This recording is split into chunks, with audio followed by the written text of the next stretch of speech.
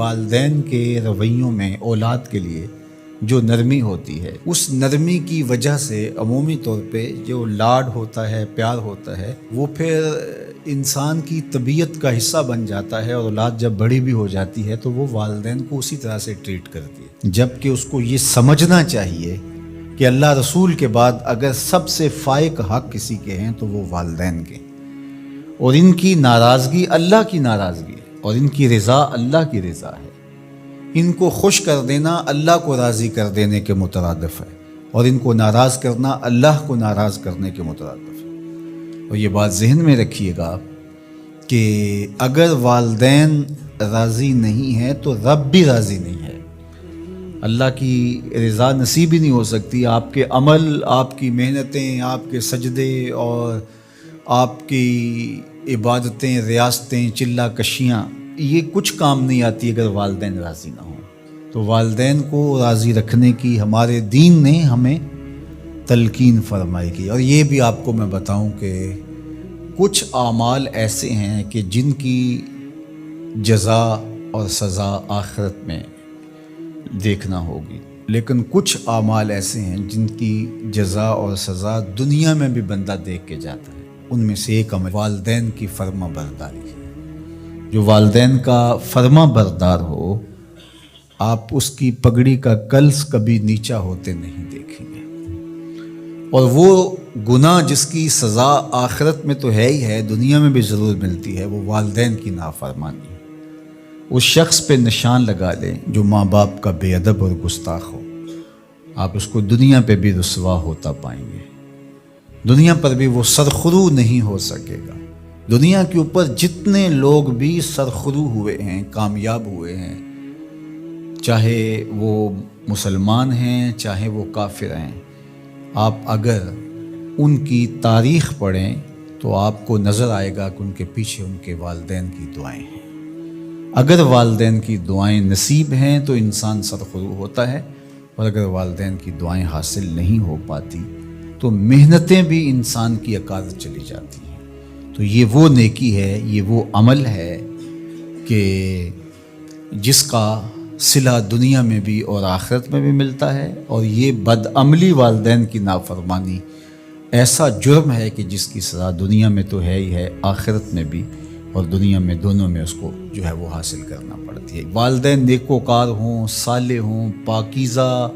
عمل ہوں تو ان کی تو عزت اولاد کرے گی ہی کرے گی، والدین برے ہی کیوں نہ ہوں، یا والدین بہت گناہ گار ہیں،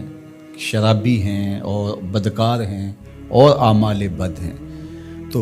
ان کی توہین نہیں کی جائے گی، اور اس بد اعمالی کی وجہ سے ان کے لیے دعائے خیر کی جائے گی۔ حتیٰ کہ والدین کافر بھی ہوں تو ان کا کفر اپنی جگہ پہ، لیکن اولاد ان کافر والدین کی بھی توہین نہیں کرے گی، ان کے ساتھ وہ حسن سلوک کرے گی والدین ہونے کے ناطے سے، اور نیکوکار ہوں، صالح ہوں تو پھر ان کے تو حقوق اور زیادہ عائد ہو جاتے ہیں۔ تو ماں باپ کے ساتھ ہمیں حسن سلوک کرنے کی تلقین کی گئی ہے۔ اچھا، یہاں اولاد کے لیے کبھی مسئلہ بن جاتا ہے، ماں کچھ اور کہہ رہی ہوتی ہے اور باپ کچھ اور کہہ رہا ہوتا ہے، اب اولاد کس کی اطاعت کرے؟ ماں کا حکم الگ ہوتا ہے اور باپ کا حکم اس سے مختلف ہوتا ہے، دونوں کے حکموں کو ساتھ لے کر اولاد نہیں چل پاتی، اب کیا کرے؟ تو علماء نے لکھا کہ پہلے تو ماں باپ کو ہی چاہیے کہ اولاد کو مشقت میں نہ ڈالے،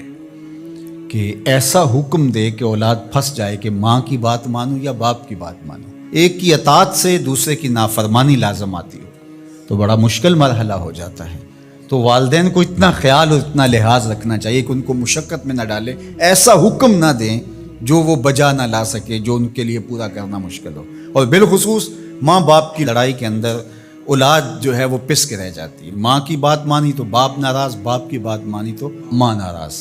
تو اس میں ایک تو والدین کو ہی چاہیے۔ لیکن کبھی اولاد پھنس جائے تو مسئلہ شرعی سن لیجئے، وہ یہ ہے کہ گھر کا حاکم جو ہے وہ مرد ہے، تو اگر ماں اور باپ دونوں کے احکام آپس میں ٹکرا رہے ہوں تو حکم مقدم ہوگا باپ کا، تو اولاد کے ذمے باپ کے حکم کو ماننا ضروری ہے، لیکن خدمت میں مقدم ہوگی ماں۔ جب باہر سے بچہ آتا ہے تو کھانے کے لیے یا کوئی چیز، یا رات کو ٹانگیں دبانے بیٹھتا ہے تو خدمت میں مقدم ماں ہوگی لیکن حکم کی تعمیل میں مقدم باپ ہوگا۔ تو شریعت اسلامیہ نے ہمیں یہ حکم دیا، چونکہ خدمت میں یہ جو حدیث میں نے آپ کے سامنے رکھی ہے، تو صحابہ نے حضور سے جب پوچھا کہ ہمارے حسن سلوک کا سب سے زیادہ مستحق کون ہے، تو فرمایا امہ کا، تیری ماں۔ پھر کہا سما من، پھر کون؟ تو پھر فرمایا امہ کا، تیری ماں۔ پھر تیسری مرتبہ پوچھا تو فرمایا تیری ماں، اور چوتھی مرتبہ فرمایا ابا کا، تیرا باپ۔ تو اس اعتبار سے خدمت میں ماں مقدم ہے لیکن تعمیل حکم میں باپ مقدم ہے۔ تو باپ اور ماں یہ اللہ کی رحمتوں کے دو روپ ہیں۔ اللہ نے باپ کے سینے کے اندر بھی ایک اولاد کے لیے محبت کا جہاں آباد کیا ہے، اور ماں کی ممتا اور ماں کا پیار اور ماں کی الفت، یہ تو ایک کائنات ہی الگ ہے۔